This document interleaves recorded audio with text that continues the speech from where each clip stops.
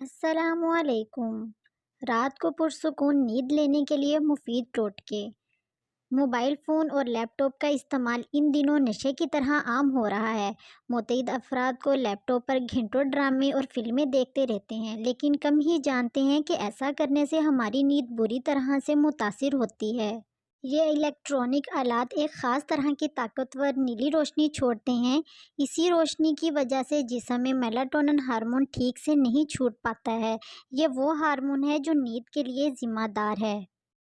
اختتام ہفتے سے پہلے والی رات دیر تک جاگنے کا دل تو بہت کرتا ہے، لیکن اچھی نیند برقرار رکھنے کے لیے وقت کی پابندی ضروری ہے۔ ہر روز ایک ہی وقت پر سونا مددگار ثابت ہوتا ہے۔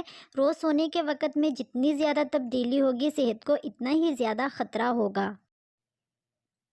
بستر کے ارد گرد لیپ ٹاپ اور چارجرز کے علاوہ دیگر سامان کا بکھرا رہنا کئی لوگوں کے لیے عام بات ہے، لیکن اگر ہم اچھی نیند سونا چاہتے ہیں تو یہ سمجھنا بہت ضروری ہے کہ آپ کا سونے کا کمرہ جتنا آرام دہ ہوگا، نیند اتنی ہی اچھی آئے گی۔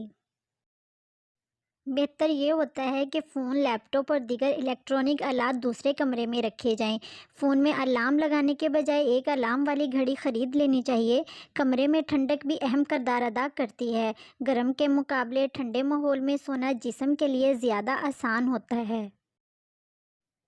ہماری باڈی کلاک سورج کے اگنے اور ڈھلنے کے اوقات کے مطابق کام کرتی ہے، لیکن ہم میں سے کئی لوگ صبح دیر تک سونے کی وجہ سے دن کی روشنی سے پوری طرح فائدہ نہیں اٹھا پاتے ہیں۔ صبح گھر کے پردے کھول دینے سے آپ دن کی زیادہ روشنی حاصل کر سکتے ہیں۔ اگر ہو سکے تو صبح کا وقت ورزش میں لگانا چاہیے۔ ایسا کرنے سے رات کو نیند اچھی آتی ہے۔ سونے سے پہلے کرنے والے کچھ کام اگر آپ ہر روز کیا کریں تو جسم کو پتہ چل جاتا ہے کہ اب یہ سونے کا وقت ہے۔ اور اگر آپ نے ابھی تک ہمارے چینل کو سبسکرائب نہیں کیا تو آپ ہمارے چینل کو سبسکرائب کریں اور نیچے کمنٹ سیکشن میں اپنی قیمتی رائے سے آگاہ کریں۔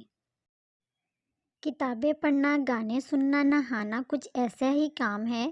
جیسے ہی آپ انہیں کرنا شروع کریں گے، جسم خود ہی سونے کے لیے تیار ہونے لگے گا۔